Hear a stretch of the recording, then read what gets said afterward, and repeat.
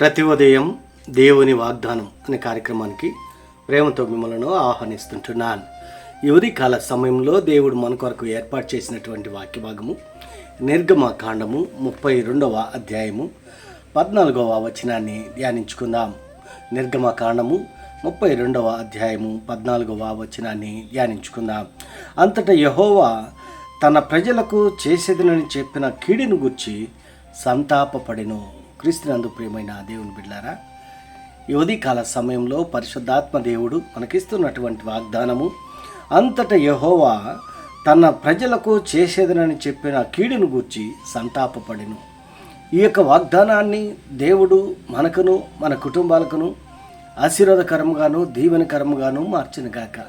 ఈ యొక్క మాటల్లోనే ఆత్మీయ సత్యాలను ఆత్మీయ అర్థాలను మనం గమనించినట్లయితే పరిశుద్ధాత్మ దేవుడు మరి ఇశ్రాయేలు యొక్క ప్రజలను ఉద్దేశించి ఈ యొక్క మాటలను మాట్లాడుతూ ఉంటున్నాడు. మరి ఇశ్రాయేలు యొక్క ప్రజలు ఐగుప్తు దేశంలో నుండి వారు అరణ్య యాత్రలో ప్రయాణం చేస్తూ ఉన్నప్పుడు ఆ ప్రయాణ కాలంలో ఒకానొక దినం మోషే ఆ యొక్క దేవుని సన్నిధిలో సీనాయి పర్వతం పైకి మరి దేవునితో ముఖాముఖిగా మరి సంభాషణ చేస్తూ ఉంటున్నాడు. దేవుడు మోషేని పిలిచాడు. 40 రోజులు మోషే దేవుని సన్నిధిలో ఆ సీనాయి పర్వతం పైన మరి దేవునితో గడిపినట్లుగా మనం చూస్తుంటున్నాం. అటువంటి సందర్భంలో ఇశ్రాయేలు యొక్క ప్రజలు ఆ సీనాయి పర్వతం పైన మోషే ఉన్నాడు, సీనాయి పర్వతం క్రింద మరి ఇశ్రాయేలు యొక్క ప్రజలు ఉంటున్నారు. అయితే వారు ఎంతకి మరి మోషే రాకపోయేసరికి వారు ఏం చేశారంటే వారి కాడ ఉన్నటువంటి ఆ బంగార ఆభరణాలన్నిటిని సేకరించి ఒక దూడను మరి నిర్మించుకొని ఆ దూడకి వారు పూజలు చేస్తూ ఉంటున్నారు. ఇది సందర్భము. ఆ సందర్భాన్ని బట్టి దేవుడు ఇశ్రాయేలు ప్రజలపైన కోపగించుకున్నాడు. మరి అందుకే అంటున్నాడు 7వ వచనంలో, కాగా యెహోవా మోషేతో ఇట్లనెను, నీవు దిగి వెళ్ళుము, ఐగుప్తు దేశం నుండి నువ్వు రప్పించిన నీ ప్రజలు చెడిపోయేది. వారు చెడిపోయి ఉంటున్నారు. దేవుడు మోషేతో మాట్లాడుతుంటాను, నువ్వు ఐగుప్తు దేశంలో ఉండి మరి నువ్వు వారికి నాయకుడిగా ఉండి నువ్వు రప్పించినటువంటి నీ ప్రజలు చెడిపోయి ఉంటున్నారు.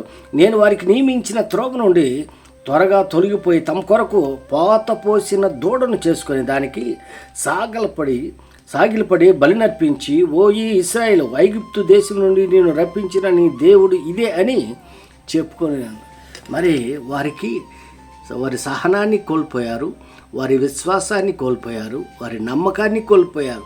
మరి ఆ యొక్క అరణ్య యాత్రలో దేవుడు వారికి ఏ రీతిగా సహాయం చేశాడో, ఏ రీతిగా పోషించాడో, ఏ రీతిగా వాళ్ళని నడిపించాడో అవన్నీ కూడా ఈ 40 రోజులు దేవుని సన్నిధిలో గడుపుతున్నటువంటి మోషేని బట్టి వీళ్ళు మరి గొనుక్కున్నారు. ఏంది మాకు ఈ అరణ్యంలో తీసుకొచ్చి ఈ అడవిలో మమ్మల్ని వదిలేసి మేము అక్కడున్న కూడా ఐగుప్తు దేశంలో మరి అక్కడేనే సచ్చుండోళ్ళం కదా, మరి మమ్మల్ని తీసుకొచ్చి ఈ అడవిలో ఈ అరణ్యంలో మమ్మల్ని చంపాలని అని చెప్పి మోషే పైన మోషే పైన గొనుక్కున్నారు. క్రీస్తునందు ప్రియమైన దేవుని బిడ్డలారా, కొన్ని సందర్భాల్లో దేవుడు చేస్తున్నటువంటి ఆశ్చర్య కార్యాలను బట్టి మనము మర్చిపోతూ ఉంటాం. ఇశ్రాయేలు ప్రజలు కూడా సేమ్ అదే పరిస్థితి. అయితే మరి ఇక్కడ మరి గమనించినట్లయితే 9వ వచనంలో, మరి యెహోవా ఇట్లా నేను ఈ ప్రజలను చూసి ఉన్నాను, ఇదిగో వారు లోపడనని ప్రజలు, కావున నువ్వు ఊరకుండుము, నా కోపం వారి మీద మండును, నేను వారిని కాల్చివేసి నేను గొప్ప జనముగా చేసేదనని మోషేతో చెప్పిండు దేవుడు మాట్లాడుతూ ఉంటున్నాడు. అయితే మోషే తన దేవుడిని యెహోవా బ్రతిమాలుకుని, యెహోవా నీవు మహాశక్తి వలన బాహుబలం వలన ఐగుప్తు దేశం నుండి రప్పించిన నీ ప్రజల మీద నీ కోపం ఉండనేలా దేవుడిని ప్రశ్నిస్తుంది. ఇశ్రాయేలు యొక్క ప్రజల గురించి దేవుని సన్నిధిలో మొరపెట్టుకుంటున్నాడు మోషే. ఎందుకనగా మరి ఆయన అద్భుత కార్యాలు చేసేటువంటి దేవుడు, ఆశ్చర్య కార్యాలను జరిగించేటువంటి దేవుడుగా ఉంటున్నాడు. మరి ఇశ్రాయేల్ యొక్క ప్రజలపైన దేవుడు కోపగించుకుంటాను, వారిని నాశనం చేస్తానని చెప్పి అన్నప్పుడు మోషే వారి గురించి మరి ప్రార్థన చేస్తుంటున్నాడు, వారి గురించి విజ్ఞాపన చేస్తుంటున్నాడు. అయితే దేవుడు మోషే ప్రార్థన ఆలకించాడు, అంగీకరించాడు. అందుకే ఇక్కడ అందుకే యెహోవా తన ప్రజలకు చేసిరని చెప్పిన కీడుని గురించి సంతాపపడినట్లుగా దేవుడు తన ప్రజల పట్ల సంతాపపడినట్లుగా ఇక్కడ మనం చూస్తుంటున్నాం. ఎంత గొప్ప ధన్యత! మరి లోబడనొల్లకుండా మనం జీవిస్తూ ఉంటున్నప్పటికీ మన పట్ల ఆయన సంతాపపడుతూ ఉంటున్నాడు. దేవుడు ఎంతైనా నమ్మదగినటువంటి దేవుడు, నమ్మకమైనటువంటి దేవుడు. ఆ నమ్మకమైనటువంటి దేవునికి మనం నమ్మకంగా జీవించాలని, బ్రతకాలని కొద్ది మాటల ద్వారా నేను హెచ్చరిక చేస్తుంటున్న దేవుడి యొక్క మాటలను మరెక్కువగా మీకును మీ కుటుంబాలకును ఆశీర్వాదకరంగాను దీవెనకరంగాను మార్చిన గాక. ఆమేన్.